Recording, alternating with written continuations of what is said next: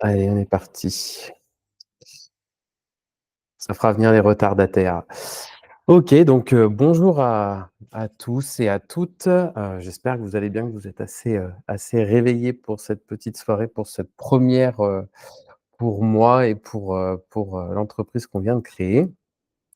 Je vais vous parler un petit peu plus précisément dans un premier temps de l'entreprise et puis après on entrera dans le vif du sujet, à savoir comment se servir concrètement de sa propre machine échographique sans avoir à dépenser des milliers et des milliers d'euros pour des fusées, alors qu'au final, on a tout à fait du bon matériel à disposition en clinique et il suffit juste de savoir s'en servir. Alors, avant de commencer, de rentrer dans le vif du sujet, j'ai, 2-3 petites questions à vous poser sous forme de sondage. Donc je vais vous lancer le 1er sondage l'objectif étant d'être le plus honnête possible. Ma question principale, repose là-dessus. C'est selon vous, quel est votre niveau actuel en échographie abdominale? Est-ce que vous estimez que vous êtes, plutôt bon, plutôt excellent, moyen, vous avez encore, pas mal de difficultés ou alors, votre niveau en échographie est mauvais et vous aimeriez vous améliorer? Allez-y, je vous laisse répondre quelques instants.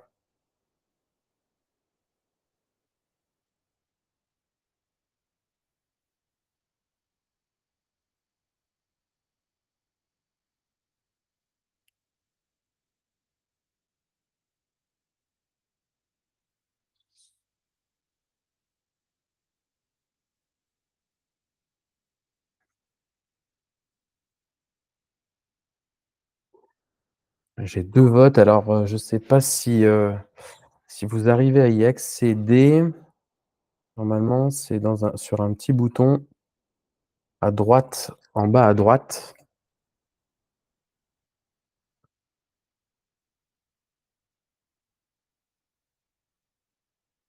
Donc là, j'ai 2 votes pour le moment et les 2 répondent plutôt moyen. OK, on va attendre encore un peu.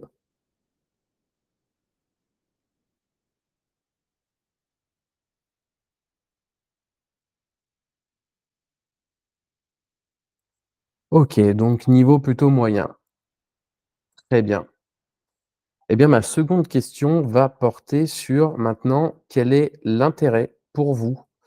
Quel est l'intérêt que vous portez à l'échographie abdominale? Est-ce que pour vous, c'est un examen que vous utilisez peu parce que, vous n'en voyez pas l'utilité? Est-ce que c'est un examen que vous utilisez beaucoup parce que vous avez une certaine expérience? Ou alors est-ce que c'est un examen que vous utilisez modérément, mais que vous aimeriez potentiellement utiliser plus souvent dans votre pratique courante de généraliste?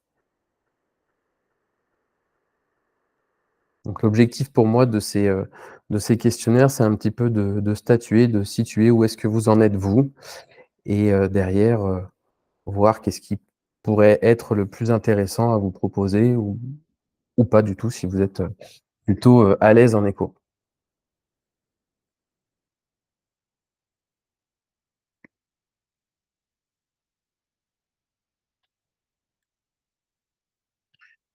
OK, donc je vois que certains l'utilisent plutôt assez modérément, on va dire et que vous souhaiteriez un petit peu plus approfondir sur le sujet. Très bien. OK. Bon, donc, pour moi, c'est, juste pour vous parler un petit peu de la situation à laquelle moi j'ai été confronté, c'est effectivement, cette sensation-là en tant que véto, de me dire: «OK, j'ai à disposition un appareil qui peut s'avérer être très utile, mais dont j'ai beaucoup de difficultés à me servir et du coup que je délaisse par rapport aux autres examens, alors qu'on pourrait l'utiliser de manière assez courante en échographie abdominale» et moi, c'est ce que personnellement j'ai fait. Je me suis formé là-dedans pour, justement pouvoir me rassurer en médecine généraliste et pouvoir, m'assurer que, ben, OK, je pars dans la bonne direction avec mon animal et je laisse pas partir, avec le doute, la suspicion que c'est quelque chose de grave. Donc c'est pour ça que justement, je voulais avoir cet avis-là, savoir si, est-ce que moi, mon ressenti que j'ai vécu à un moment donné de mon expérience professionnelle était équivalente à vos avis personnels aussi. Donc, déjà ça en tout cas, bon, on n'est pas beaucoup, mais en tout cas pour 2 votes, ça ressemble à peu près étrangement à ce que moi j'ai pu ressentir. Donc, on va aller sur mon écran. Hop, on va partager mon écran, hop, et je vais vous présenter en quelques lignes un peu le le le procédé de réflexion que j'ai pu avoir au fur et à mesure de ma pratique et en quoi, pour moi, l'ouverture de Academvet peut, aider à ce besoin que nous, vétérinaires généralistes, on a pu ressentir, en tout cas cette frustration de ne pas pouvoir correctement se servir de sa machine échographique, de ne pas savoir retrouver correctement les organes. Pour moi, ça a vraiment une importance, en tout cas, cet examen-là, l'échographie abdominale a vraiment une importance dans notre pratique courante généraliste. Donc on est parti. Donc juste pour petite introduction, comment va se dérouler le webinaire? Dans un premier temps, on va parler un peu succinctement de la plateforme AcademVet, de l'équipe qui pourra potentiellement vous accompagner si vous êtes intéressé par le processus de formation. On vous montrera également comment fonctionne la plateforme AcademVet. Ensuite, on parlera du concret, ce qui vous intéresse essentiellement aujourd'hui, à savoir comment, se servir de sa propre machine échographique. Vous verrez, il y a quelques petits trucs et astuces qui sont importantes à retenir et qui vous permettront de progresser, de rendre votre examen qualitatif aux yeux des propriétaires, en sachant réaliser des images échographiques de qualité, en sachant réaliser un compte rendu échographique de qualité que vous pourrez donner ensuite aux propriétaires. Ce sont des éléments qui, selon moi, ont une réelle importance et vous permettent de montrer une certaine qualité de soin, vis-à-vis des propriétaires. Donc ça, je vais vous montrer un peu les trucs et astuces de manière un peu généralisée à tous les échographes et après il faudra essayer dans votre pratique courante de repérer quels sont les réglages, importants que j'aurai abordés, par la suite et essayer de les retranscrire et en espérant que, ben, tous ces trucs et astuces puissent vous faire progresser dans votre pratique échographique. On s'attardera ensuite sur, quelques petites questions-réponses si vous en avez bien évidemment. N'hésitez surtout pas à en poser. Moi, je suis là pour y répondre aujourd'hui et on abordera aussi une petite, surprise en fin de webinaire. Restez bien attentifs, pour les plus curieux, ça ce sera intéressant. Donc on est parti pour la présentation de la plateforme. Juste avant de parler de ça, je vais juste présenter les deux protagonistes d'Academvet. Tout d'abord, Charlotte, qui, est la cofondatrice d'Academvet. Elle va s'occuper de tout ce qui est gestion administrative, votre inscription au parcours de formation, votre suivi pédagogique, savoir si vous n'éprouvez pas de difficultés au cours de la réalisation de votre parcours de formation. Elle va également se charger de tout ce qui est relations clients, donc gestion des problèmes, et cetera. Ce sera elle, votre interlocutrice principale. Juste pour la présenter en quelques mots, elle a fait, une formation en préparation mentale et en psychologie du sport. Donc elle a entraîné pas mal en niveau professionnel de personnes. Elle est surtout axée, équitation, elle aime beaucoup, l'équitation, donc du coup, elle s'est un peu, orientée vers cette branche-là. Mais donc elle est tout à fait qualifiée pour tout ce qui est, suivi, personnalisé. On verrait que, Academvet va certainement, grandir, faire d'autres formations et potentiellement des suivis, adaptés, en fonction des différentes branches et donc elle aura tout son mot à dire et tout son rôle dans le suivi des vétérinaires dans leur parcours de formation. Et en termes d'expérience professionnelle, elle est également gestionnaire administrative. Elle a été gestionnaire administrative dans un organisme de formation pendant 2 ans, heu, ce qui lui a permis de développer certaines compétences quant au suivi des parcours de formation. Et quant à moi, bah, moi je suis vétérinaire généraliste. Pour ceux qui ne me connaissent pas, je suis sorti de l'école véto d'Alfort en 2019. Et pourquoi est-ce que j'ai monté cette formation en imagerie? Parce qu'en fait, de base, moi, j'ai fait ma thèse sur la création de parcours pédagogiques axés pour les étudiants vétérinaires. Donc, c'est la création d'un parcours pédagogique axé sur la simulation et l'apprentissage technique de l'échographe pour tous les étudiants vétérinaires d'Alfort. Ça s'est un petit peu répandu après dans les autres écoles vétérinaires et je j'ai un grand attrait pour la formation, l'apprentissage et c'est pourquoi, ben, j'ai à cœur de monter ce projet. Donc je me suis formé en échographie abdominale et en échocardiographie en 2020-2021 et ensuite j'ai travaillé dans plusieurs cliniques, en région Île-de-France, puis après en région Auvergne-Rhône-Alpes, qui m'ont permis de progresser assez rapidement. J'ai réussi à devenir, référent en imagerie médicale dans toutes les cliniques ensuite dans lesquelles j'ai pu travailler, les dernières années. Et dans toutes les cliniques, dans lesquelles j'ai pu travailler, je me suis aperçu que beaucoup de vétérinaires étaient enclins à se former en échographie, à pouvoir poser leur diagnostic avec certitude et c'est ça qui, pour moi, m'a encore plus motivé à créer, AcadumVet et le parcours de formation en échographie abdominale. Par ailleurs, heu, donc j'ai pu travailler, pendant de longs moments sur la formation en elle-même. Je l'ai mis en pratique, en Algérie en novembre 2023, où j'ai fait une formation à plusieurs, vétérinaires algériens et ensuite, j'ai validé, cette formation-là en faisant une formation à domicile dans une clinique vétérinaire, dans la région Auvergne-Rhône-Alpes, plus particulièrement à Vienne. Voilà, je passe très vite, sur moi pour plus vous parler de AcadumVet. Donc AcadumVet en quelques mots, c'est un organisme de formation. Donc il est voué à la formation des vétérinaires. C'est son seul objet social, hem et cette formation va passer essentiellement par ce qu'on appelle du blended learning. Le blended learning, c'est à la fois une action de formation en e-learning, c'est-à-dire visionner des vidéos chez soi ou en clinique pour pouvoir, progresser à son rythme et associé à cela, vous aurez des séances de visioconférence en distanciel avec moi-même ou avec un référent de formation qui aura pour objectif de répondre à toutes vos questions, à soulever certaines interrogations sur des cas pratiques, par exemple. Donc, vous aurez tout à fait la possibilité de ramener vos images échographiques qu'on puisse partager ensemble. Ce sera des visioconférences, de petits groupes ayant pour objectif de vous faire progresser dans votre pratique généraliste.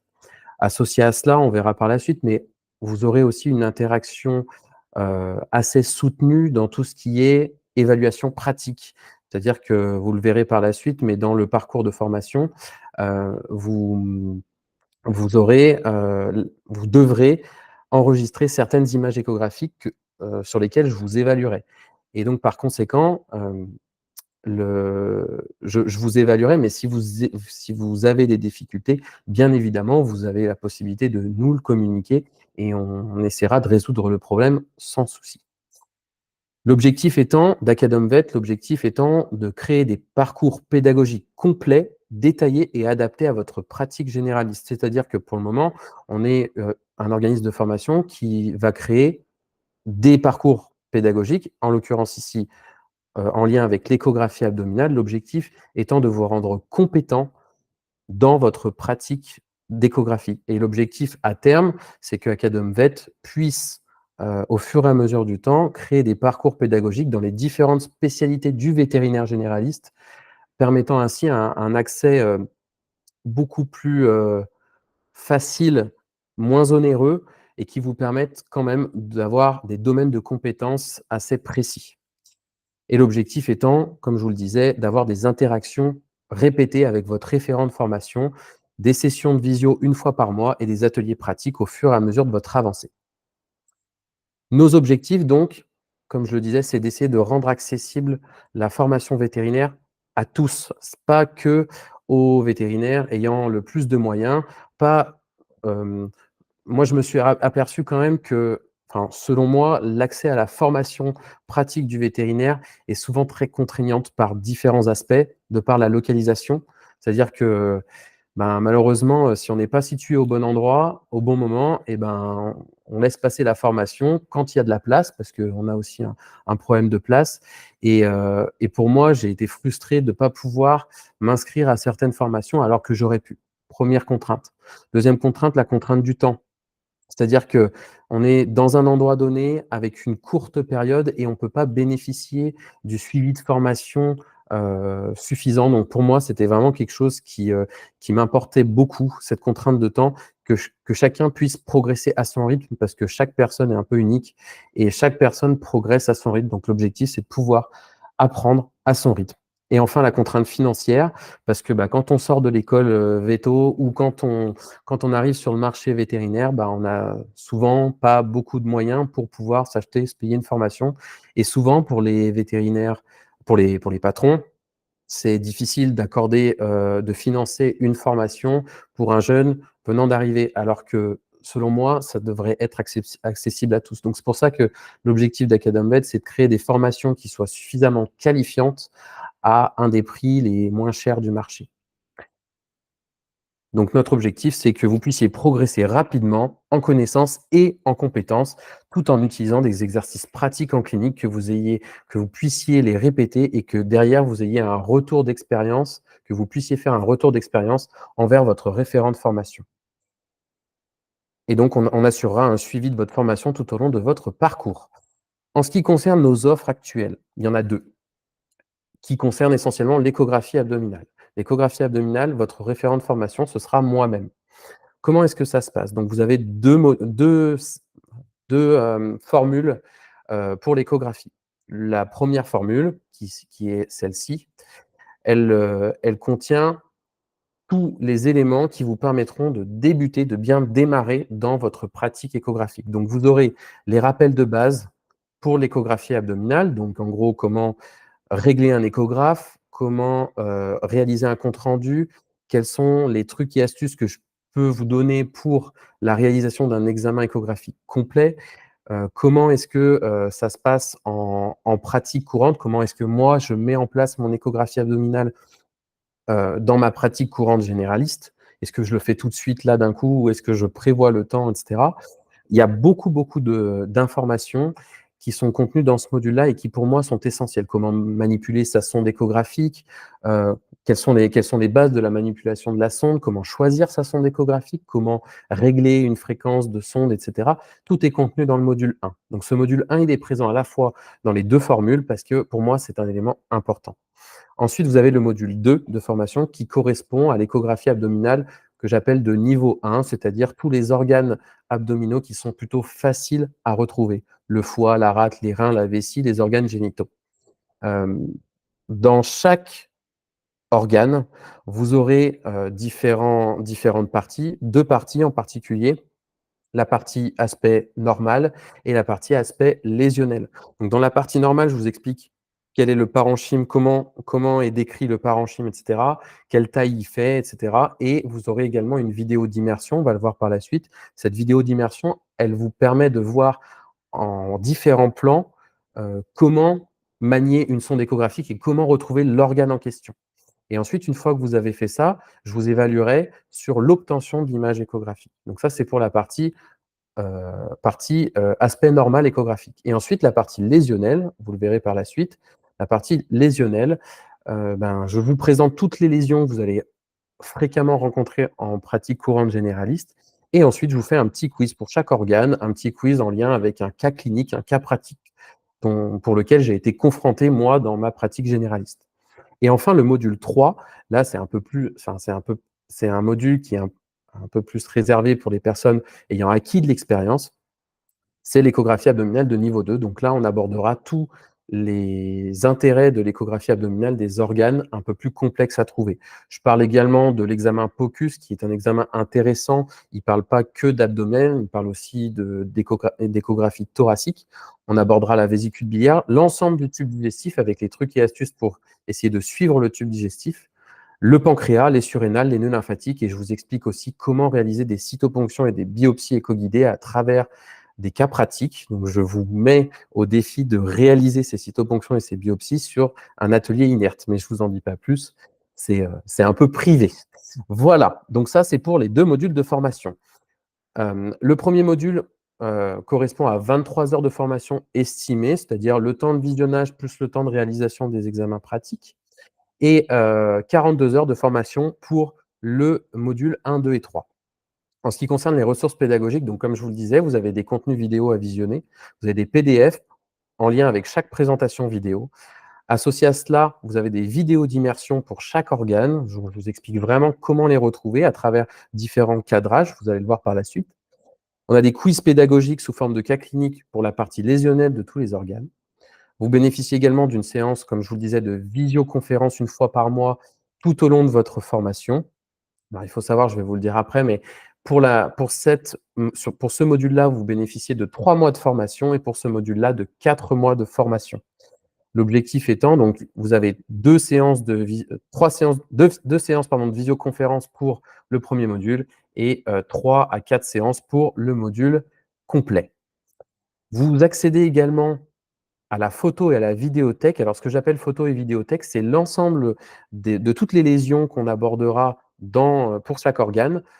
Toutes ces lésions sont référencées dans une vidéo et une photothèque que je vous mets à disposition, que vous pourrez télécharger et garder dans un coin de la clinique pour pouvoir les revisionner quand vous êtes soumis à une lésion échographique. Et aussi, et ça, j'insiste un peu là-dessus, parce que vous aurez un accès à vie à un groupe privé de partage de cas cliniques pour toutes les personnes qui se sont formées en échographie. Et ça, moi, j'insiste bien là-dessus parce que je ferai partie de ce groupe privé et mon objectif, c'est de pouvoir quand même vous assurer un suivi assez intéressant. Alors, concrètement, comment ça fonctionne? Bah, par exemple, la partie immersion. Eh bien, ça fonctionne comme ceci. Donc, hop, je me mets en version lire. Tac. Donc, vous avez différents cadrages. Une vue dessus, une vue sur le côté, la vue de mon écran échographique et ensuite, je vous ai mis en plus un petit montage qui permet de situer la sonde. Pour situer la sonde, vous avez une petite flèche ici qui correspond au petit marqueur de la sonde échographique qui correspond ici au petit t de notre image échographique. Et donc, vous allez voir qu'au fur et à mesure que j'explique, l'ombilic de l'animal le plus médialement possible et nous obtiendrons une multitude d'images en miroir avec la lumière, la muqueuse, la sous-muqueuse, ici et ici, la musculeuse et la séreuse. Nous observons une multitude d'éléments comme ceci qui sont communicants les uns aux autres. Pour essayer de suivre un élément, il me faut procéder de cette manière. Tout d'abord, je veux essayer de suivre cet élément-là qui se trouve crânialement. Il me suffit donc de réaliser un mouvement de translation crânienne. Une fois l'image observée, je vais essayer de réaliser des mouvements de translation latéraux-médiale.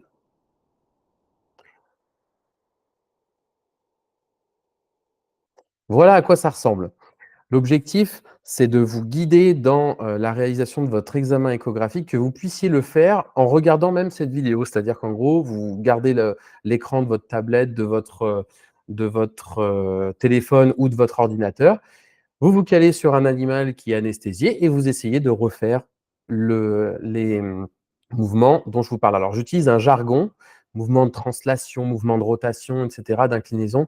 Tout ça, je l'aborde bien évidemment dans le module 1 d'échographie. Et ensuite, à la fin de l'immersion, je vous fais un petit rappel.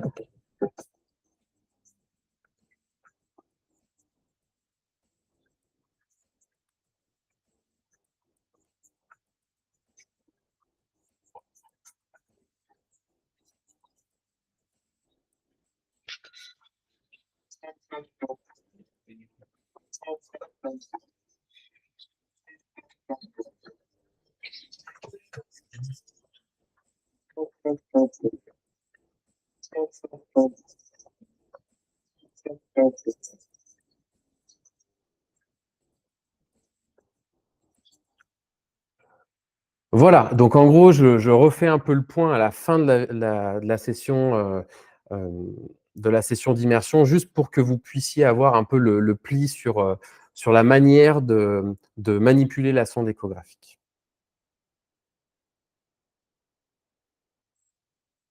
En ce qui concerne le suivi, donc j'en ai parlé, entre 3 et 4 séances de visioconférence donc 3 séances pour le module 1 et 2 et 4 séances pour le module 1, 2 et 3. Je vous évaluerai sur l'obtention d'images échographiques pour chaque organe.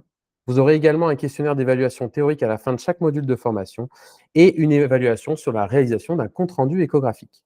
Comment ça se passe concrètement? Et après, j'arrête de vous parler de ça, on va passer au concret. Dans un premier temps, il faut simplement se préinscrire. Donc, pour se préinscrire, il vous suffit de cliquer soit sur le site internet, soit directement dans le catalogue en ligne, que je vais vous montrer juste ici. Donc, vous avez le catalogue en ligne, vous choisissez le module qui vous intéresse, donc par exemple le module expert pour exceller en échographie abdominale. Vous avez l'ensemble du détail de l'accès à la formation, que je vous laisserai lire attentivement. Par souci de qualité, on ne prendra que 20 apprenants par session et vous aurez un délai d'accès 15 jours après la préinscription et vous avez l'ensemble des dates que vous pourrez retrouver en bas du catalogue de formation. Si vous voulez vous préinscrire, vous appuyez sur se préinscrire ou sinon, vu que certains se sont déjà préinscrits pour les sessions gratuites, vous n'avez qu'à signaler sur notre site internet à contact que vous souhaitez souscrire à une formation et on vous expliquera tous les détails. Globalement, il nous faudra simplement quelques documents obligatoires qu'on vous demandera en retour du mail de préinscription.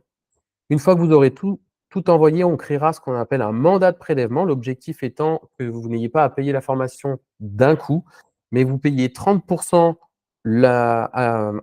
30% dès l'inscription, une fois que vous êtes inscrit, et ensuite les paiements s'étalent au fur et à mesure des mois de formation que vous avez souscrits. Et vous aurez une ouverture de votre accès 15 jours après la préinscription et la validation du mandat de prélèvement. À l'heure actuelle, on a quelques services supplémentaires qu'il faut savoir. Si vous vous situez en région Auvergne-Rhône-Alpes, je propose également de la formation sur votre lieu d'exercice, c'est-à-dire que je me déplace à la clinique pour vous apprendre à manipuler un peu plus précisément votre sonde échographique et votre échographe. Donc, ça permet d'apprendre à utiliser son propre matériel un peu plus précisément qu'à distance.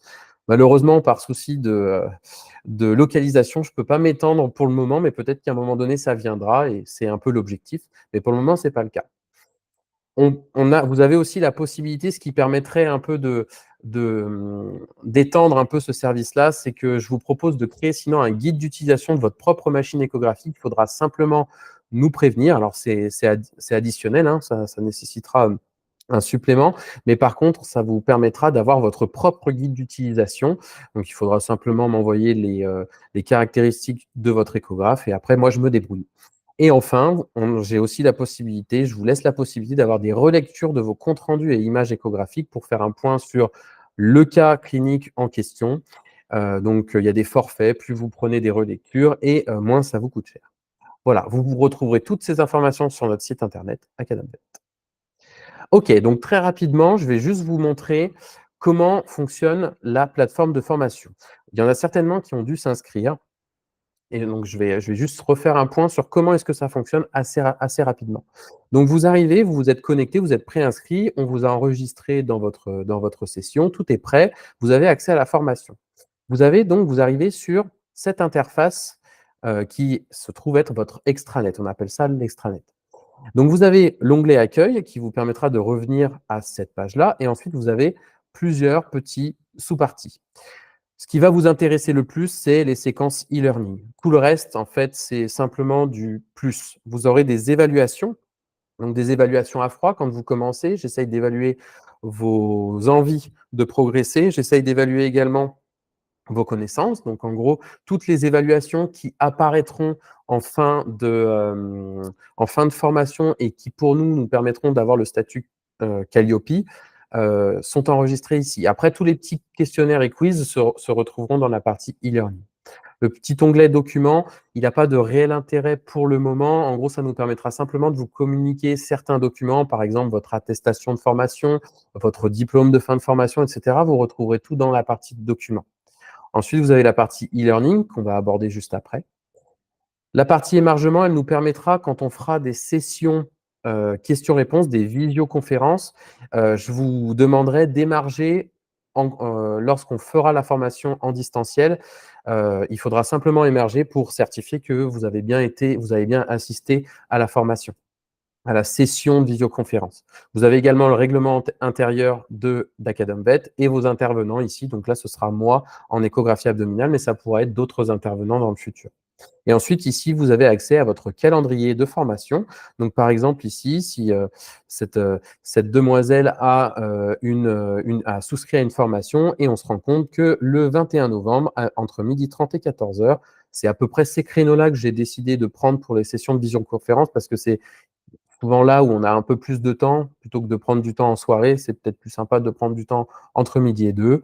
Donc, vous savez que le 21 novembre, vous avez accès à cette visioconférence. Si malheureusement vous ne pouvez pas y assister, vous avez juste à nous le dire et on reportera cette visio à un autre moment. Voilà à peu près le plateau principal. Maintenant, on va parler du e-learning en tant que tel. Donc, vous cliquez sur e-learning et là, vous avez accès à toutes les séquences de formation. Sur ces séquences de formation, vous voyez que vous avez des petites barres de progression. Ça, c'est simplement les barres de progression. Donc, c'est le suivi que vous avez déjà fait. Il est enregistré. Il nous permet de voir où est-ce que vous en êtes dans votre parcours pédagogique. Donc, par exemple, moi, je vais dans la séquence 2, échographie abdominale. Et là, je retrouve l'ensemble des activités, à gauche, ici, l'ensemble des activités qui sont prévues dans cette séquence. Celles qui sont en bleu sont les leçons qui ont déjà été validées par le visionnage, par la réalisation des quiz, etc. Donc, comme je vous le disais, vous avez l'aspect échographique normal du foie, par exemple. Donc là, vous avez le PDF à télécharger, les vidéos à visionner, la partie immersive, comme on l'a dit. Et ensuite, place à l'évaluation pratique. Donc là, je vous explique quelles images échographiques il va falloir me transférer et ce que j'attends de vous. Voilà. Ensuite, vous avez toujours un petit onglet ici en fin d'activité qui vous permet de poser vos questions. Ces questions seront référencées, seront souvent abordées en session live questions-réponses. Si jamais vous avez des difficultés au visionnage, etc., vous avez aussi ici la possibilité de discuter avec votre interlocutrice principale qui sera Charlotte. Et donc, vous vous inscrivez ici, par exemple, j'ai une difficulté, la voici, et on y répond généralement dans la journée qui suit. Donc ça, c'est pour l'aspect normal. Ensuite, une fois que vous avez fait l'aspect normal, je vous demande de me réaliser et je vous évaluerai sur l'obtention des coupes échographiques. Par exemple, ici, je vous demande la réalisation d'une coupe longitudinale du lobe latéral droit du foie. Pas d'inquiétude, je vous aurai déjà appris comment faire. Il ne vous restera plus qu'à exporter l'image échographique ou la prendre en photo et me l'envoyer. Vous aurez l'image échographique qui sera importée ici et ensuite vous aurez votre score. Donc là, par exemple, j'ai noté la coupe longitudinale est correcte, mais il manque la légende. Donc là, vous avez une bonne note, mais il manque 2-3 petites choses qui vous permettront de progresser. Donc vous continuez, vous faites vos petits. Là, je vous demande une coupe transversale du foie. Donc l'objectif étant d'évaluer vraiment votre capacité à obtenir les images échographiques. Ensuite, vous avez l'aspect lésionnel. Donc là, par exemple, pour le foie, donc vous avez à nouveau le PDF, les vidéos des différentes lésions possibles. Je les ai classifiées. L'accès à la vidéothèque. Donc ça, vous le téléchargez. C'est un dossier zip que vous mettez sur une clé USB, que vous gardez à proximité de votre échographe. Et ensuite, un petit cas clinique. Donc là, c'était Goupy, chien spitz castré de 10 ans qui vient, blablabla. Et donc, l'objectif, vous avez plein d'images échographiques et l'objectif, c'est que vous vous auto-évaluiez sur vos connaissances acquises au cours de la formation théorique. Et ensuite, vous pouvez à nouveau reposer vos questions en fin de séquence. Voilà, et comment du coup ça se traduit pour importer vos images échographiques? Je vous ai gardé à la fin de cette présentation. Donc là, je vous demande d'exporter une coupe longitudinale de la tête de la rate. Vous n'avez plus qu'à choisir un fichier. Donc vous cliquez sur Choisissez un fichier. Vous récupérez le fichier sur une clé USB, vous l'importez ici et vous avez l'évaluation qui arrive généralement dans la journée qui suit. Voilà. Donc ça, c'était pour vous expliquer un petit peu comment fonctionne notre interface de formation. Si vous avez des questions, n'hésitez pas à les poser. Petite précision à la fin, vous avez un petit onglet « À propos » qui vous permet de récapituler un petit peu tout ce que j'ai dit ici. Donc ça, vous le retrouverez même dans l'accès à la formation gratuite. Voilà, je pense que j'ai à peu près tout dit sur la partie Acadumvet, j'en ai peut-être un peu trop dit, je suis désolé. Maintenant, on va parler un petit peu plus du détail de ce qui vous intéresse, à savoir comment se servir de sa propre machine échographique. Avant cela, hop là, avant cela, j'ai un petit sondage à vous faire. Hop, j'arrête le partage. Tac, je lance. Donc, selon vous, avec toutes ces informations, heu, que pensez-vous qu'Acadumvet puisse répondre à vos attentes de formation? Est-ce que, selon vous, avec, l'envie de progresser en échographie abdominale, est-ce que Acadumvet peut répondre avec tout ce que je vous ai expliqué là? Est-ce que oui, ça peut répondre? Peut-être vous n'êtes pas sûr ou absolument pas, c'est pas fait pour vous, cette formation-là, heu, on n'a pas envie, on préfère de la formation vraiment, sur site?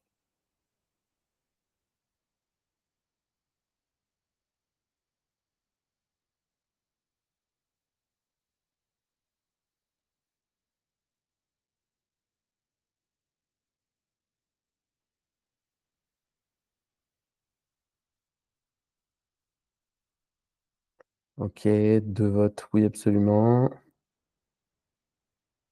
Pas de non, pas de peut-être. OK. Hésitez pas, hein, même si si pour vous c'est pas fait pour vous, mettez-moi non, il y a aucun souci, hein, je le prendrai pas mal.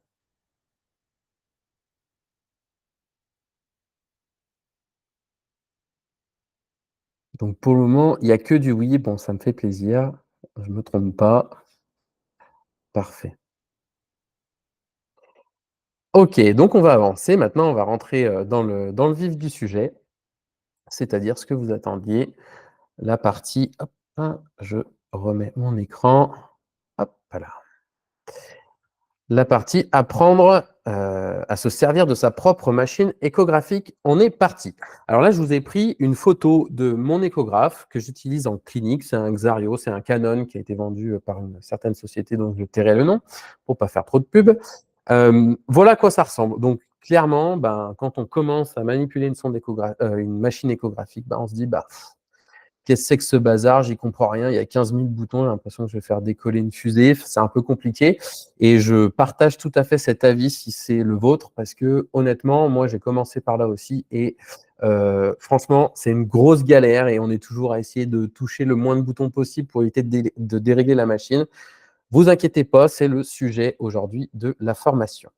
Alors, il existe plein de machines échographiques malheureusement différentes, mais vous allez voir qu'en fait, même si, elles sont différentes, elles se ressemblent quand même un petit peu. Et ça nécessite juste un petit peu de dextérité pour retrouver. Alors là, je vous ai mis plein de, plein de machines échographiques que j'ai pu rencontrer, au cours de ma pratique d'échographiste. Globalement, n'importe quelle machine, même celle-ci par exemple, qui paraît être un petit peu plus frustre, et ben, on peut arriver à faire des images échographiques correctes, à diagnostiquer vraiment beaucoup de pathologies en échographie abdominale canine. Et je vous mets au défi, si à la fin de la formation, vous n'arrivez pas à trouver, par exemple, une maladie inflammatoire chronique des intestins, si vous n'arrivez pas à trouver un Cushing surrénalien, etc., avec n'importe quel sonde échographique et une machine échographique, vous arriverez à trouver ça. Donc, ben voilà, l'objectif, c'est chacun a sa machine échographique, mais ben, comment est-ce que je peux procéder? Quels sont les réglages qui sont intéressants à avoir précisément?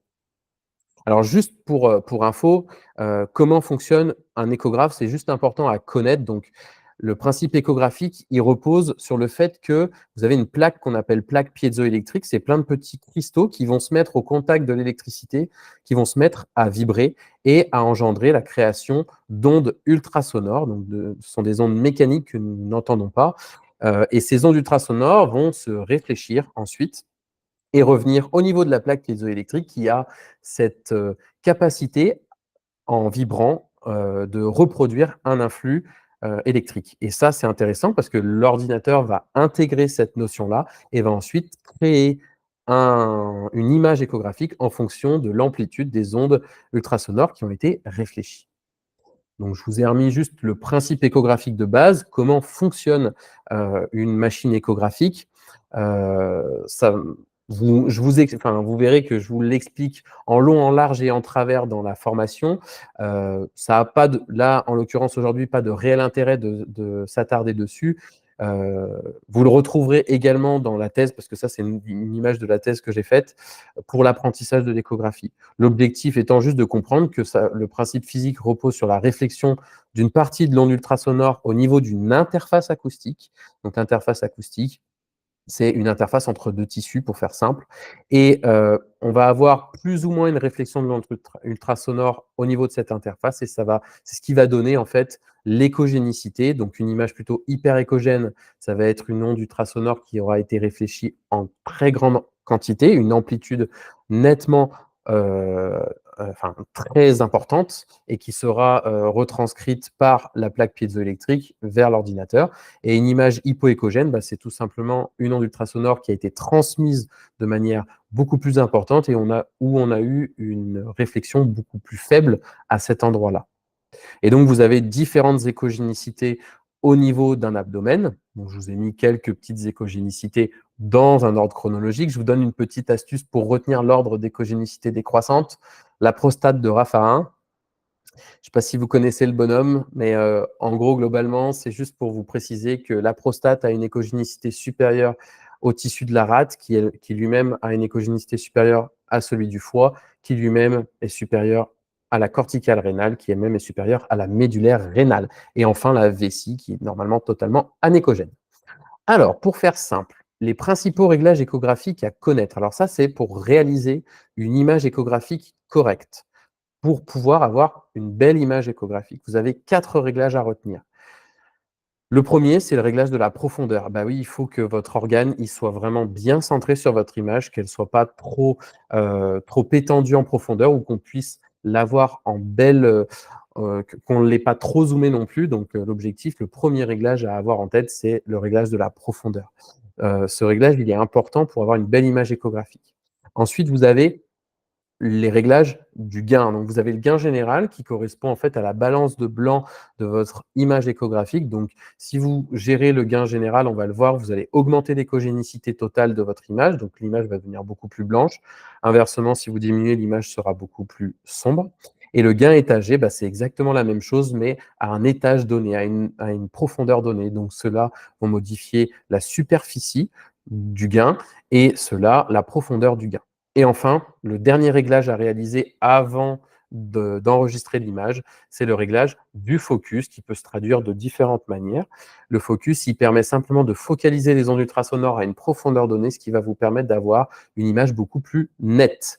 Donc on va le voir. Le premier réglage le plus important à connaître selon moi, c'est le réglage de la profondeur, parce que la profondeur vous permettra vraiment de centrer votre organe. Le principe physique, je vous l'ai mis juste pour que vous puissiez comprendre la chose, mais en gros, on va réduire le temps d'acquisition de la sonde échographique, ce qui va faire que notre image va diminuer, enfin va augmenter en taille ou diminuer en taille, augmenter en profondeur. Et comment ça se concrétise en pratique? Eh bien, vous avez votre image échographique et l'objectif, c'est de zoomer ou de dézoomer sur votre image. Voilà. Là, par exemple, on est sur le foie, on voit le diaphragme qui se trouve ici, la vésicule biliaire qui se trouve ici. Tout ce qui se passe en dessous, on s'en moque. Donc l'objectif, c'est de zoomer jusqu'à voir presque disparaître ici le diaphragme. Voilà pour le réglage de la profondeur. Le réglage du gain, bah, comme je vous le disais, vous modifiez le gain, vous allez en fait modifier la sensibilité de réception des ondes ultrasonores de manière généralisée. Et donc, du coup, ben, l'ordinateur va enregistrer une onde ultrasonore qui était plutôt normale par une grosse amplitude derrière et donc du coup, ça va donner une image beaucoup plus blanche. Ce gain général, vous allez le modifier au départ de votre examen échographique, mais après l'objectif, c'est de ne plus le toucher pour pouvoir comparer vos échogénicités. Ça, c'est important, je l'aborde un peu plus précisément dans la formation, mais l'objectif, c'est vraiment, on règle le gain général et le gain étagé au départ et après on n'y touche plus pour éviter de faire fausse route sur nos échogénicités. Donc, comment ça se passe en pratique? Eh ben, vous avez votre foie qui vous semble un peu sombre et ben, vous avez plus qu'à modifier le gain général. Vous allez voir que l'image va devenir beaucoup plus blanche. Après, en termes de réglage, celui-là, il est vraiment à votre vue. C'est-à-dire que si vous préférez avoir une image un peu plus blanche, il y a aucun problème. Vous faites comme vous voulez, comme vous le sentez. Le seul truc, c'est de plus le toucher après quand vous avez réglé votre gain. Le gain étagé, eh bien, le gain étagé, c'est exactement la même chose. Donc, on va augmenter la balance des blancs ou des noirs à une profondeur donnée. Donc là, vous avez votre image, vous augmentez ici le gain étagé à la profondeur médiane et donc du coup, vous augmentez ici un bandeau de blanc. Si vous faites la chose de l'autre côté, vous obtiendrez un bandeau noir. Donc là, en fait, on va augmenter la sensibilité de réception des ondes ultrasonores juste sur une période de temps donnée. Et donc, ça donne ça en pratique. Voilà. Là, j'ai augmenté en superficie le gain étagé. Donc ça donne cette image, d'hyper-échogénicité en superficie. Alors pourquoi je vous parle de ça? Parce qu'en fait, vous allez voir qu'il y a un profil type qui se dégage, c'est-à-dire qu'on va diminuer l'amplitude de réception des ondes ultrasonores en superficie et on va augmenter notre amplitude de réception des ondes ultrasonores en profondeur. Pourquoi? Parce qu'en fait, on va perdre de l'intensité des ondes ultrasonores réfléchies en profondeur parce qu'elles auront progressivement perdu de l'intensité au fur et à mesure qu'elles auront traversé les tissus. Donc voilà le profil en fait qu'on va avoir, c'est-à-dire que ceux-là, on va les déplacer vers la gauche pour diminuer un petit peu l'amplitude et ceux-là, on va les augmenter un petit peu vers la droite. Ça, c'est juste un schéma récapitulatif que vous retrouverez dans la formation. Et enfin, le dernier réglage, c'est le focus. Donc celui-là, on le réalise. Donc, pardon, j'ai oublié de vous préciser, le gain général, une fois que vous l'avez, le gain étagé, une fois que vous l'avez touché, pareil, vous n'y touchez plus. L'objectif étant d'avoir une image plutôt homogène en balance de blanc et de noir sur toute votre profondeur. Parlons maintenant du focus. Donc le focus, je vous ai mis récapitulatif. L'objectif de la focale, en fait, c'est de régler l'incurvation de la plaque piézoélectrique qui se trouve juste ici, à une profondeur donnée. Donc plus on va incurver, plus notre focale va être en superficie, et moins on va incurver, et plus notre focale va être en profondeur. Ce qui va nous permettre d'avoir des images beaucoup plus nettes au niveau de la profondeur que l'on veut observer. Donc, comment ça se traduit en pratique? En fait, ici, vous avez sur votre image échographique une petite flèche qui va correspondre en fait à la focale. Et donc, cette petite flèche, vous allez voir qu'on peut la modifier. Donc ça va dépendre de votre échographe, on va le voir par la suite, mais on va pouvoir modifier la profondeur de notre focale, ce qui va nous permettre ensuite d'avoir une image beaucoup plus nette. Alors, je vais un peu zoomer pour que vous puissiez voir un peu la chose. Hop. Donc là, on a de l'estomac ici, on est au niveau du pylore, presque du pylore, de l'entrepylorique. On est au niveau même du corps de l'estomac. Et donc, on va modifier ici, hop, la focale en superficie. Et on s'aperçoit que les contours sont beaucoup plus lisses, un peu plus faciles à observer. Alors, honnêtement, si ce réglage-là, vous ne le faites pas obligatoirement, c'est pas catastrophique. Ce qui compte, c'est juste d'avoir quand même une image correcte. Donc, si vous voulez vraiment une image de qualité, ben, on gère aussi la focale. Voilà. Hop. Donc, pour résumer, nos 4 principaux réglages pour obtenir une image échographique correcte. Alors, hop, je mets en lire. Donc, comment les retrouver sur un échographe? Le gain étagé, honnêtement, il est assez facile à reconnaître parce que c'est je vais le mettre comme ça. Le gain étagé, il est assez facile parce qu'en fait, ben, vous le retrouvez assez facilement. C'est ces petits curseurs qui sont situés souvent un peu à part parce que généralement, on les touche assez peu. Vous retrouvez ici un peu ce profil en diagonale. Ensuite, vous avez le gain général. Alors, le gain général, moi, sur ma machine, il se trouve ici au niveau de 2D. 2D, ça veut dire deux dimensions. C'est ce que vous allez utiliser en pratique généraliste courante. L'examen bidimensionnel. Donc moi, il se traduit par le logo 2D et en fait, si je tourne la molette ici, je modifie le gain général. En ce qui concerne le réglage de la profondeur, en fait, on se rend compte ici qu'il est écrit def, donc en gros, pour la profondeur, vous avez un petit curseur. Donc vous le retrouverez également sur vos machines échographiques. Et enfin, la focale, sur mon échographe, elle se traduit par ce petit curseur ici que je vais pouvoir modifier vers le haut ou vers le bas. Souvent, on va le voir par la suite, mais souvent, le réglage de la focale se fait aussi par la molette. Donc à vous de jouer. L'objectif maintenant, sur vos échographes, c'est d'essayer de retrouver ces 4 réglages échographiques pour essayer d'avoir une image échographique correcte. Donc par exemple, si je me situe sur, les aortes par exemple, j'observe que, c'est pas du tout la même, configuration. Et pourtant, le réglage de la profondeur, en fait, il va se trouver ici. Donc là, vous avez le pad échographique, vous avez la profondeur, c'est écrit def ou zoom et donc du coup, vous n'avez plus qu'à modifier cette partie-là. Ensuite, pour tout ce qui est, gain étagé, bah, vous la retrouvez en haut à droite ici. Le gain, général, il se trouve au niveau du mode B ici. Donc en gros, le mode B, c'est le mode bidimensionnel, c'est pour ça qu'il prend le mot B. Donc ici, vous avez le réglage du gain général, le gain étagé, et la focale, elle se faisait au niveau ici de la molette, au niveau de l'ESAOT. Après, vous en avez plein. Le Philips, alors là, la qualité est pas ouf. Mais bon, globalement, l'objectif, c'est que vous arriviez à trouver ces 4 réglages. Pourquoi? Parce qu'en fait, ces 4 réglages, ils vont vous permettre de réaliser une image échographique correcte. Et vous avez des réglages qui sont préenregistrés. Et en fait, les réglages préenregistrés, à savoir abdomen grand chien, abdomen moyen, abdomen petit chien, chat, et ben en fait, on demande simplement à l'échographe de mettre un certain gain, un certain gain général, un certain gain étagé, une certaine focale, une certaine profondeur. Et en plus de ça aussi, ils enregistrent aussi la fréquence de la sonde. Vous avez des sondes qui ont une fréquence variable. Et moi, si jamais vous achetez un échographe, c'est ce que je vous conseille. Prenez une sonde à fréquence variable entre 5 et 10 MHz. L'objectif étant d'avoir l'échelle la plus large pour pouvoir faire à la fois des grands chiens en utilisant la partie basse fréquence et vous permettant aussi de faire des petits animaux avec une sonde de haute fréquence. Et ça, c'est un dernier réglage que je souhaite que vous connaissiez, c'est le réglage de la fréquence de la sonde. Parce que parfois, on a beau mettre en place tous les réglages corrects, on a une image pourrie. Et ben en fait, parfois, il faut modifier. Alors, c'est le dernier réglage qu'il faudra enregistrer, qu'on pourra faire, c'est le réglage de la fréquence de la sonde.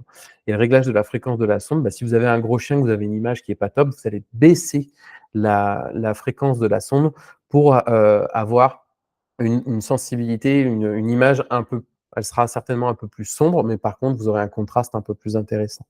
Et pareil, si vous avez des petits chiens, bah, vous augmentez la fréquence de votre sonde. Ces pré-réglages, moi, sur mon échographe, eh ben, ils sont affichés sur l'écran que j'ai. Donc, en gros, abdos moyen, abdos superficiel, abdos profond et abdos chat.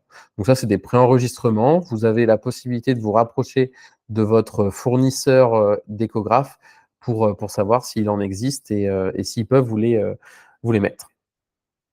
Alors, hop, une petite information supplémentaire. Donc là, maintenant, on a parlé des réglages principaux pour obtenir une image échographique correcte. Maintenant, on va parler des autres réglages qui sont importants à connaître.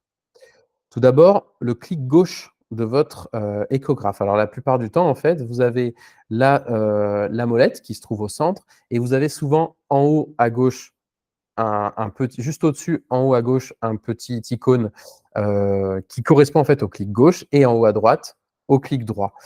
Celui que vous allez utiliser le plus souvent, c'est le clic gauche qui va vous permettre de légender, il va vous permettre de mesurer, il va vous permettre de réaliser votre compte rendu échographique. Ça va être votre clic gauche de souris. Et qui dit clic gauche dit également la souris. Donc en gros, la souris, ben, vous utilisez tout le temps la molette. Donc c'est soit la molette, soit un petit pad qui va vous permettre de mobiliser votre souris. Mais l'objectif, en fait, ça, vous allez l'utiliser énormément au cours de votre examen échographique. Ensuite, vous avez l'outil de mesure.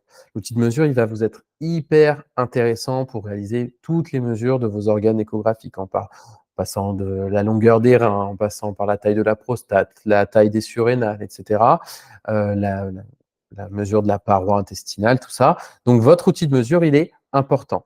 On va le voir par la suite, mais il se manifeste la plupart du temps par 2 croix avec des petits pointillés qui relient les 2 croix. Ça, c'est votre premier outil de mesure. Après, vous avez un second outil de mesure. Il s'agit du calque. La plupart du temps, il s'appelle calque ou mesure. Il s'intitule différemment. Ça, en fait, c'est des mesures qui sont préenregistrées par votre échographe. Mais ça, c'est toujours un peu plus compliqué parce qu'il faut se rapprocher de votre fournisseur laboratoire de la machine échographique pour qu'il vous préenregistre tous les réglages. C'est un peu plus compliqué. Mais si vous voulez faire du simple, vous utilisez l'outil de mesure. Celui-là, vous n'aurez aucun problème, il n'y a pas de préenregistrement. Ensuite, vous avez les légendes.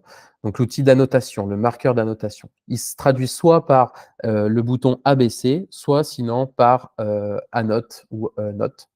Et donc celui-là, il va vous permettre de légender. Moi, sur ma machine échographique, quand j'appuie sur ce bouton-là, sur mon écran tactile, je peux sélectionner, j'ai différents organes, donc je peux directement les sélectionner. Sinon, vous avez la plupart du temps un clavier qui vous permet de légender vos organes. Ensuite, vous avez le freeze. Donc, l'action de freeze, en fait, c'est comme un, faut voir l'appareil échographique comme un appareil photo. Donc, la partie freeze, en fait, ça va être l'acquisition, l'arrêt sur image sur les dernières secondes de votre organe. L'avantage, c'est que vous pouvez revenir en arrière, pas comme un appareil photo, vous pouvez revenir en arrière avec la molette pour essayer de retrouver l'image que vous préférez, qui est la plus jolie, parce que l'animal il a bougé ou quoi que ce soit, il n'y a aucun problème. Vous appuyez sur freeze, vous revenez en arrière. Une fois que vous avez votre image correcte, ensuite, vous faites les annotations, les mesures et vous allez acquérir votre image pour l'associer à votre compte rendu. Donc moi, sur mon échographe, il s'appelle StillStore. La plupart du temps, il s'appelle Acquire ou enfin la plupart du temps, il s'appelle comme ça ou Image. On va le voir par la suite. Ce bouton, il vous permet en fait, vous aurez ensuite un bandeau sur votre image échographique à droite ou à gauche et lorsque vous allez appuyer dessus, vous allez avoir une image supplémentaire qui va s'additionner. On va le voir par la suite. Ce bouton-là, il est très important parce qu'il va vous permettre d'acquérir vos images échographiques.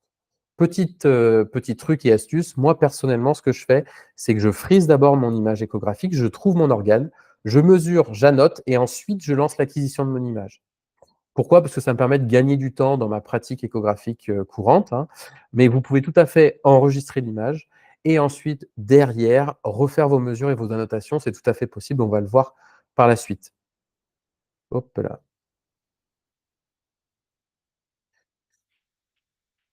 tac, on va terminer. Ensuite, vous avez le mode image simple. Donc le mode image simple, ça vous permet d'obtenir une image classique, en bonne et due forme, en complet. Vous avez aussi la possibilité d'avoir le mode 2 images. Je ne sais pas si vous l'avez déjà vu sur votre échographe, mais en fait, vous avez donc, moi, il se traduit par le petit bouton dual. Donc en fait, il me permet d'enregistrer 2 images échographiques pour, par exemple, comparer leur échogénicité. Moi, il m'est bien utile, par exemple, pour la partie comparaison d'échogénicité de la rate et du foie, par exemple, parce qu'ils ne se trouvent pas au même endroit et c'est pas forcément évident d'avoir une image à la fois du foie et de la rate.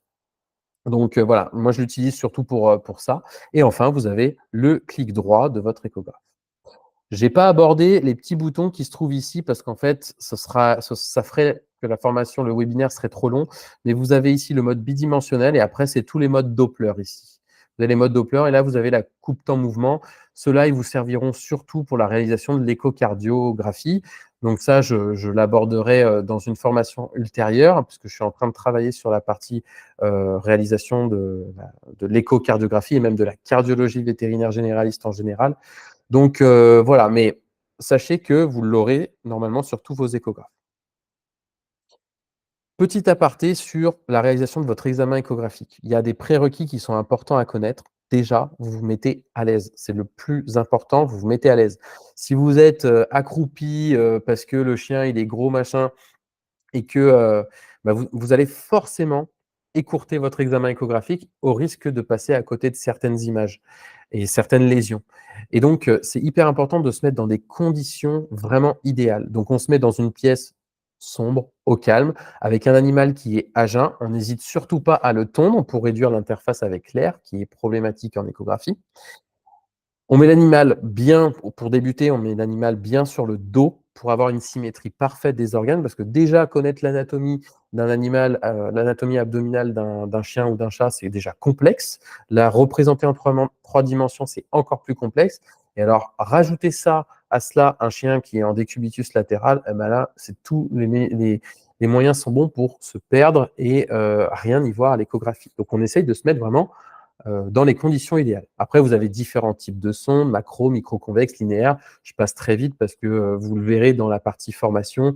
C'est pas très intéressant, en tout cas pour le webinaire.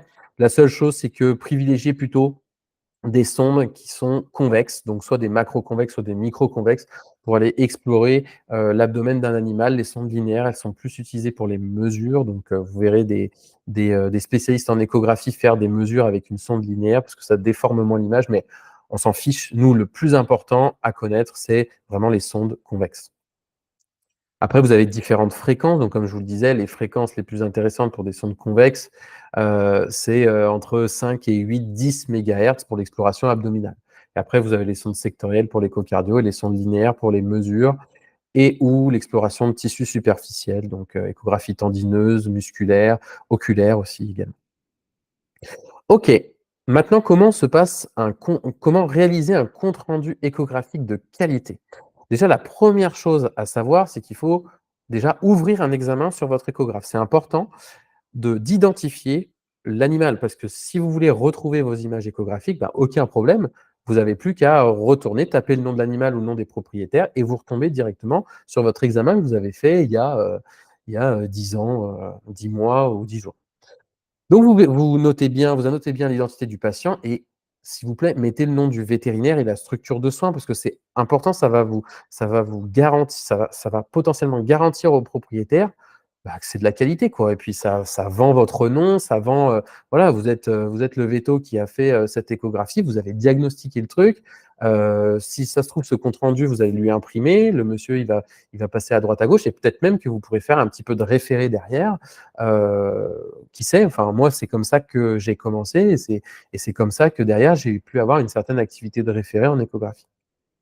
Ensuite, l'objectif, c'est de trouver tous les organes. Une fois que vous avez ouvert votre examen, vous allez regarder tous les organes. Donc, vous allez faire vos réglages initiaux, comme on l'a vu. Ensuite, vous allez friser, puis mesurer et légender. Et une fois que vous avez fait tout ça, que votre image elle est parfaite, vous lancez l'acquisition de votre image sur votre bandeau et vous recommencez aux organes suivants. Et il sera l'heure ensuite de passer au compte-rendu. Donc là, le compte-rendu, il faudra associer toutes les images que vous souhaitez qui ont été acquises au cours de votre examen échographique. Ensuite, vous allez importer un compte-rendu type. Alors, on va le voir, mais dans la formation, je vous laisse un compte-rendu type que vous pourrez copier-coller directement dans votre compte-rendu, dans votre machine échographique. Vous pouvez modifier, bien évidemment, le compte-rendu avec les anomalies qui sont présentes. Ça vous permettra de gagner du temps dans votre examen échographique. Vous exportez le compte-rendu au format PDF, soit si l'échographe est lié au réseau, bah, vous l'envoyez directement au réseau. Sinon, sur clé USB, vous le rebranchez sur votre ordinateur, vous l'associez au fichier de l'animal et vous l'imprimez au propriétaire pour que ça fasse gage de qualité. Juste quelques petits rappels. Par contre, systématisez votre examen. Faites-le toujours dans le même sens. Même si vous suspectez une lésion rénale et que vous avez l'habitude de commencer par le foie, commencez par le foie et ne vous jetez pas sur les anomalies parce que c'est comme ça qu'on se perd, qu'on perd cette qualité d'examen et c'est comme ça qu'on peut louper des lésions. Donc, vous systématisez toujours votre examen, vous le faites toujours dans le même sens organe après organe et vous allez voir que plus vous allez répéter ça, plus vous allez vous faire l'œil rapidement sur vos organes précis et plus vous allez détecter les lésions facilement. Et on n'oublie pas, bien évidemment, de faire 2 coupes parce qu'on est sur des coupes bidimensionnelles.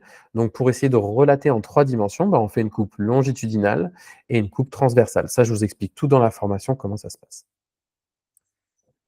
Voilà, n'hésitez pas à tenir la sonde à la verticale. Je vous explique vraiment bien comment tenir une sonde échographique, mais ça pourrait être un sujet de webinaire complet parce que c'est très long à expliquer. Mais globalement, si vous êtes perdu, regardez votre main et la plupart du temps, votre sonde n'est pas verticale, elle est toujours inclinée. OK, donc pour l'identité du patient, en fait, vous retrouvez sur votre image échographique ici l'identité du patient que vous avez préenregistré. Donc, je vous passe les détails. En gros, là, vous avez la vidéo. C'est la vidéo de la formation. D'allumer l'échographe et vous arrivez sur cette interface. Sur cette interface, vous avez ID du patient, nom, prénom, après vous avez la taille, le poids, la date de naissance, etc. Ça, c'est des choses qui peuvent être intéressantes à mettre, mais nous, ce qui nous intéresse le plus, c'est ID pour le nom du patient et le nom de famille du patient et la partie opérateur. Tout le reste, généralement, enfin, moi, personnellement, je ne l'utilise pas. Voilà, donc ça, c'est pour la partie interface. Et globalement, dans la formation, je vous explique vraiment dans les détails comment réaliser votre examen échographique de A à Z. Donc, les réglages, comme je vous l'ai dit tout à l'heure, ils sont différents. Il va falloir que vous entraîniez un petit peu à manipuler votre échographe pour voir les différents réglages. Pas d'inquiétude, si vous modifiez un réglage et que vous avez du mal à le retrouver, vous arrêtez, vous faites un head exam, c'est-à-dire que vous arrêtez l'examen, vous relancez un autre examen et ça se réinitialise automatiquement. Donc, n'hésitez pas à modifier votre machine, touchez-la un peu dans tous les sens, il n'y a aucun problème. L'outil de freeze, il se traduit soit par un petit bouton qui s'appelle FRZ ou freeze, soit par un petit logo de congélation la plupart du temps, simplement pour dire, bah, OK, on va freezer l'image. Donc ça, important à retenir. Ensuite, une fois que vous avez freezé votre image, vous revenez avec la molette et ensuite vous faites vos mesures, si vous avez besoin de faire des mesures sur votre image. Donc, ce que je vous disais, c'est, vous voyez, il se traduit par 2 petites croix et un trait discontinu qui relie les 2 petites croix. Ça, c'est l'outil de mesure simple. Après, vous avez juste à côté ici, par exemple, je vous ai mis Measure. Ça, c'est l'outil qui va vous permettre en fait d'intégrer directement les pré-réglages des mesures. Donc, par exemple, si vous aviez enregistré à chaque compte-rendu échographique rein gauche, rein droit, etc., eh ben, vous n'avez plus qu'à cliquer sur Measure. Ensuite, vous avez l'organe à sélectionner et il se préenregistre directement dessus. Honnêtement, enfin, c'est beaucoup de pré-réglages à faire pour, selon moi, pas forcément grand-chose. Mais vous pouvez tout à fait le faire et ça se fait très bien. Et ensuite, vous avez l'outil de légende, donc qui se traduit souvent par le sigle ABC ou ANOT. Donc, en gros, par exemple, les ESAOT, je sais que sur le cadran de l'ordinateur, sur l'écran, ben, vous pouvez trouver la partie ABC. Donc, vous pouvez tout à fait l'utiliser. Soit vous avez des préenregistrements, par exemple d'organes types, hein, rein droit, rein gauche, surrénal, etc. Soit sinon, vous pouvez tout à fait les légender avec votre clavier d'ordinateur. Il n'y a aucun problème, ça se fait très bien. Et ensuite, eh bien, il est temps ensuite d'acquérir l'image échographique. Donc, moi, c'est StillStore, mais vous avez sinon l'outil Acquire ou Image. Je sais plus, je crois que c'est Acquire sur cet échographe, sur les AOT. Voilà, donc là, je vous réexplique un petit peu dans l'information comment faire une image correcte. Si je suis sur mon rein et que j'ai une image correcte, il va falloir maintenant la friser. Pour la friser, il suffit d'appuyer sur le petit bouton FRZ qui veut dire freeze. Donc voilà, je vous passe les détails pour aller un peu plus vite et que vous puissiez dormir suffisamment tôt. Mais l'objectif, en fait, c'est que dans la partie immersion, que je vous détaille vraiment, vraiment précisément comment est-ce qu'on fait vraiment une belle image échographique. Mais dans l'ensemble, c'est exactement ce que je vous ai décrit ici. Et ensuite, il est temps de passer au rapport. Donc le rapport, la plupart du temps, c'est un petit document ici, un petit sigle de document appelé report ou rapport en fonction des différents échographes. Et là, vous allez avoir une interface qui va s'ouvrir et vous pourrez associer toutes les images échographiques que vous avez acquéries tout au long de votre examen. Et vous pouvez à la fois les légender ou taper un compte-rendu type. Moi, généralement, je tape un compte-rendu type, je ne légende pas les images une à une. Ça, c'est juste pour un gain de temps. Mais si vous avez le temps, ça fait encore plus classe de légender les images les unes après les autres.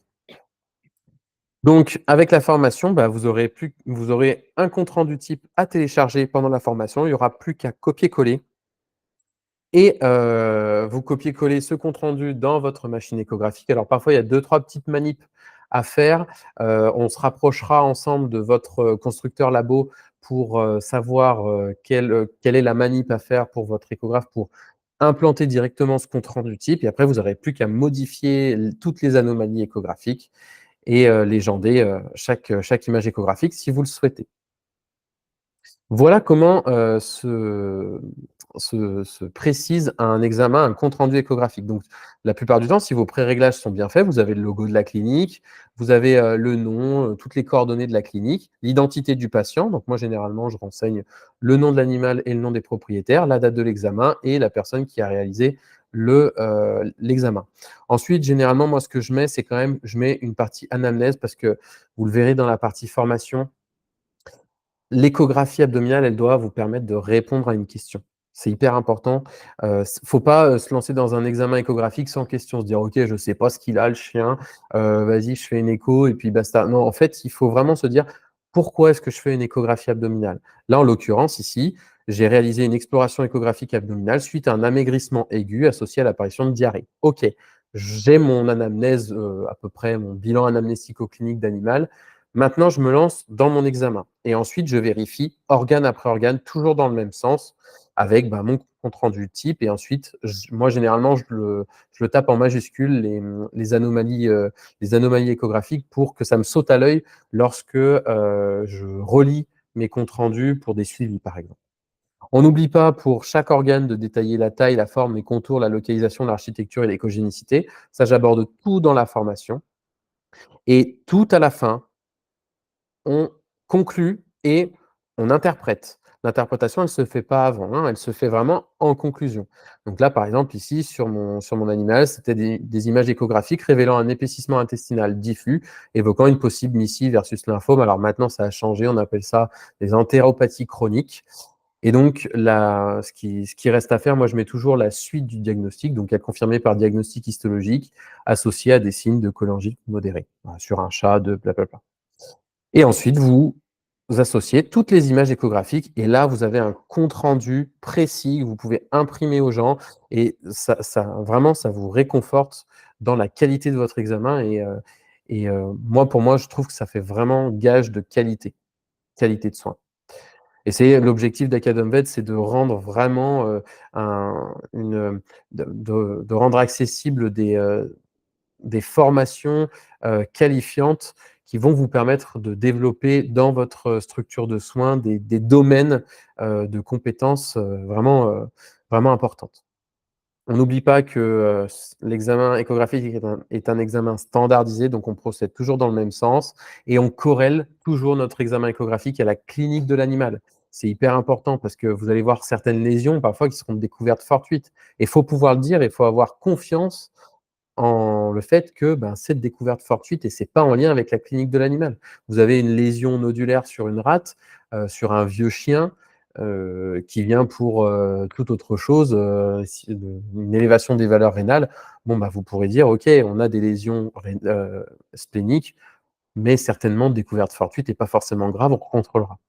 Et hyper important, l'anatomie, il faut la connaître sur le bout des doigts, mais ça, c'est mon job dans la formation de vous réapprendre l'anatomie précise, vraiment précise avec la vascularisation, et cetera.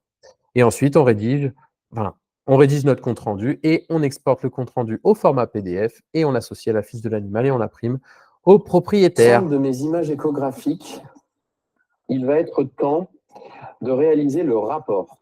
Pour réaliser le rapport, il vous faut sortir de l'examen échographique. Pour ce faire, vous avez deux possibilités. Si il vous manque des mesures, vous pouvez tout à fait revenir sur l'ensemble des images en cliquant sur Exam Review. Si je clique sur Exam Review, je retrouve ici l'ensemble de mes images enregistrées. Si je souhaite faire une mesure, je n'ai plus qu'à appuyer sur l'élément mesure ou si je souhaite légender, appuyer sur l'élément légender. Par exemple, je veux légender ici que c'est mon rein gauche. Donc je clique sur rein gauche ou je l'écris à la main. Je veux également mesurer le rein gauche. Donc Voilà, donc vous avez, l'ensemble de la partie immersion qui est contenue dans le module. Voilà, petites astuces pratiques. L'objectif pour vous, et ça je le répète au fur et à mesure de la formation, il faut pratiquer, pratiquer, pratiquer, c'est le plus important. Si vous arrêtez de pratiquer, vous allez perdre en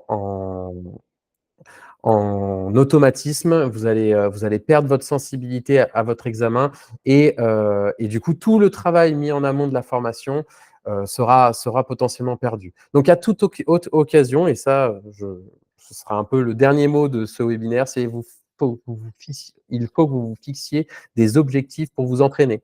Au départ, vous vous entraînez juste à faire les petits réglages de votre machine échographique pour avoir les organes bien centrés. Vous pouvez dérégler complètement l'échographe, vous entraîner à retrouver une image correcte après. Ça se fait très bien et ça, je vous le je vous mets en pratique, dans la formation. À chaque anesthésie, après, vous verrez, je vous demanderai de vous fixer l'objectif de trouver un organe et de le centrer, de le légender, et cetera, d'enregistrer l'image, de l'exporter. Et ensuite, ben, essayer de retrouver l'interface de rédaction du compte rendu, taper un compte rendu échographique, exporter le compte rendu et me le transmettre. Mais ça, c'est un processus vraiment progressif que je vous apprends au fur et à mesure de la formation. Voilà, je vous ai remis juste si vous voulez un peu apprendre un peu plus sur le process physique de l'échographie, vous pouvez retrouver ma thèse sur Internet. Et maintenant, place à la petite surprise avant de répondre à vos questions. Donc, vous vous souvenez, on a parlé des 2 modules de formation différents, le module 1 et 2 et le module 1, 2 et 3. Donc, toutes les clés pour exceller et toutes les clés pour démarrer. Donc, toutes les clés pour bien démarrer l'échographie est à 660 €, toute taxe. Et le module complet est à 990 €, toute taxe. Eh bien, pour avoir suivi le webinaire ou pour ceux qui verront en replay, on vous fait une offre promotionnelle pour le lancement de 15%, ce qui vous permet de bénéficier de la formation à prix réduit, 840 € TTC pour le module 1, 2 et 3 et 560 € TTC pour le module 1 et 2. Cette offre promotionnelle est simplement limitée aux 20 premiers inscrits. On va vous envoyer un lien d'inscription en retour de ce webinaire et vous pourrez vous inscrire sans problème, comme je vous l'ai montré précédemment dans le catalogue en ligne de formation. Et elle n'est valable que jusqu'au 30 septembre 2024. Petite précision, étant donné que nous ne sommes pas encore certifiés Qualiopi parce que, il nous faut une première action de formation avec l'entreprise, les premiers inscrits ne pourront pas bénéficier des remboursements de l'OPCO, mais ça ne saurait tarder et vous serez les premiers à pouvoir bénéficier de la formation et donc il y aura beaucoup moins de personnes et ça me permettra d'avoir beaucoup plus de temps disponible pour vous. Voilà, maintenant place aux questions que vous avez pu soulever au cours de cette formation. Hop, je j'arrête le partage. Juste avant de répondre à cela, je vous mets, juste une dernière un dernier petit sondage. Je vous le lance tout de suite. Tout d'abord, je veux vous remercier pour avoir suivi tout le webinaire. Ça me fait plaisir, en tout cas, de l'animer ce soir. Et voilà, je voulais juste savoir si vous seriez prêt à souscrire à l'une de nos formations. Ça n'engage bien évidemment à rien. Mon objectif n'est pas de vous convaincre absolument dans la minute qui suit. C'est simplement pour savoir si ça vous intéresse et de toute façon, il est pas engageant. Ah, il y a Dorothée qui me répond. J'espère que tu vas bien, Dorothée.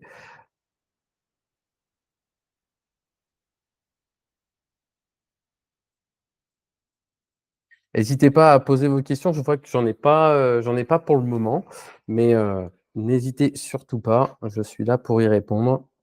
Si vous avez des questions sur votre échographe, profitez-en.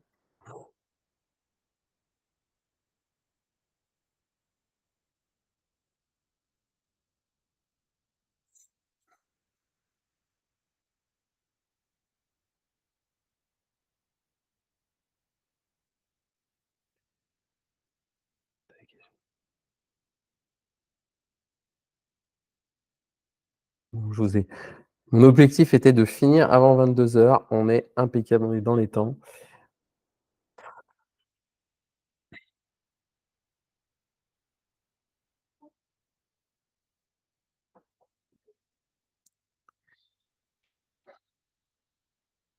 Bon, eh bien, si personne n'a de questions, je vais pouvoir, clôturer. N'hésitez surtout pas, hein, j'insiste, hein, parce que je suis là pour vous. En plus, on n'est pas beaucoup, donc c'est effectivement un temps de partage, intéressant je sais pas, d'ailleurs, est-ce que vous pouvez me mettre, ah bah oui, ouais, ouais, tu as raison, Jean-Marc. Bah, enfin, honnêtement, moi, j'ai vraiment été confronté à ce problème de formation qualitative, enfin, je pense à tous les vétos des DOM-TOM, par exemple, ou tous les vétos dans des endroits, un peu plus, difficiles d'accès. Heu, pour moi, c'est pas normal qu'à l'heure actuelle, on puisse pas faire profiter de cette formation à tous les vétérinaires de France, même de Belgique, de Suisse, enfin tous les vétérinaires francophones. Moi, mon objectif, c'est que chacun puisse bénéficier d'une formation qui soit pas non plus excessive, parce que Dieu sait que les formations ah bah voilà, Saint-Pierre et Miquelon, impeccable. Ouais, bah, enfin moi, c'est tout mon objectif, c'est que chaque véto puisse y avoir accès, que ce soit des vétos collaborateurs libéraux, co-gérants ou des salariés qui viennent tout juste de sortir de l'école vétérinaire et qui n'ont pas forcément énormément de sous. Ben voilà, tout l'intérêt de créer Acadom-Vet, c'est de pouvoir bénéficier de formations vraiment. Alors, ce ne sera pas des formations certifiantes pour le moment parce que ben on n'est pas des experts, on n'est pas des spécialistes, mais par contre, l'objectif, c'est vraiment de rendre qualifiante, que vous ayez quand même une bonne, que vous développiez un sens clinique, une capacité d'interprétation de vos examens complémentaires et de renforcer surtout votre comment votre confiance en votre diagnostic. Ouais, moi, dans la formation, vous allez voir, je parle beaucoup de puissance diagnostique. Pour moi, c'est important de vraiment être confiant dans le diagnostic que l'on pose. Et bah, ça passe bien évidemment par l'interprétation de tous les examens complémentaires. Et je trouve que moi, dans ma pratique généraliste, l'échographie abdominale, elle a un intérêt, mais tellement puissant de me dire, OK, je fais mon écho, OK, je suis certain qu'il n'y a pas de corps étranger, je peux faire partir l'animal sans être trop soucieux et me dire que ça va bien se passer. Ou vraiment, enfin, il y a tellement de mise en application de l'échographie abdominale que on passe vraiment à côté, par exemple, parfois, à réaliser une radiographie abdominale. On peut passer à côté, même si on voit certaines choses, une pancréatite. On arrive à voir, par exemple, une pancréatite à la radio, mais c'est tellement plus sensible l'échographie et spécifique l'échographie que ben, c'est dommage de s'en priver. Et moi, mon objectif, c'est de vous rendre accessible à tout ça. Voilà. Et ben, si vous n'avez pas de questions, j'espère vous avoir convaincu à souscrire à la formation et, euh, et puis ben, j'espère vous retrouver très vite dans les formations en échographie. Je vous dis à très vite, bonne soirée et à bientôt chez Acadom Vet.